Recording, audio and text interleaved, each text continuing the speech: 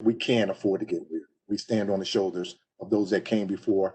I've got two sons, three sons and a daughter that we got to help make a better community and country for. So that we don't have any choice. There's all kind of sayings that our grandmother and things we learned coming up in church. I remember the first time I heard, when the rope breaks, you reach beyond the rope, and all of that. So we already know that. That's been our life. I think Danielle said, I can't say it any better. But in terms of personal, for me, I'm a writer and a learner, a lifelong learner. So and Karen, you said this is not new. And why is this conversation difficult?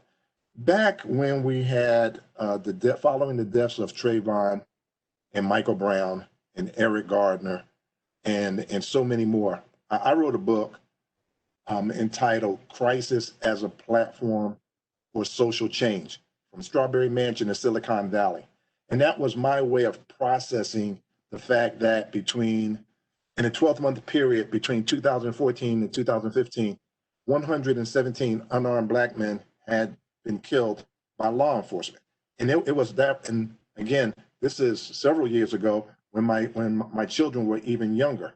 So I had to process that. One of the things I did in writing that book, I interviewed over 100 law enforcement leaders from across the country. These are chiefs of police, directors of public safety, even a couple of people from Homeland Security.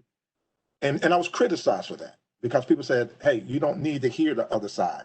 But you do need to hear the other side. That's a part of getting through this.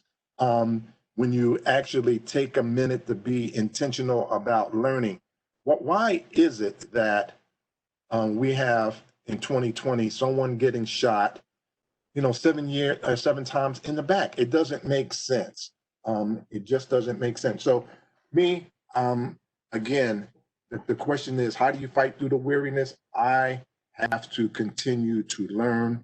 Being in this space, I'm being asked to consult and coach and help other people, help companies, communities in the country be better. So me, I try to fight through my weariness by just trying to learn as much as I can. That's why I'm reading and writing and participating in panels like this, because I'm still trying to learn. But like everyone else, there are times where, even though I love Rachel, I can't watch her.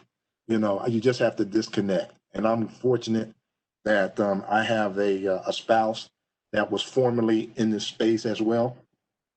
And so I have the privilege of being able to have a confidant that I can talk to. But now she's telling me, you know what, we need to have a day where we just don't talk about this.